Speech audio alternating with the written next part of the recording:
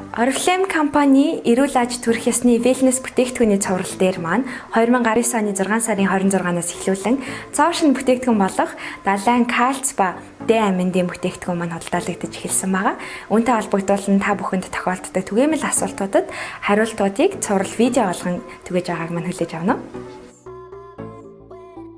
Wellness pack хэрэглэгчид маань далайн кальцтэй амин дэмийг хамтд нь хэрэглэж болох уу гэж асуудаг. Тэгэхээр эрэгтэй эмэгтэй wellness pack болон амин дэм эрдэс бодисын иж бүртэлд маань одоо кальц нь 175 мг ордог. Тэгэхээр энэ нь таны өдрийн хэрэглээний 17.5% гэсэн үг.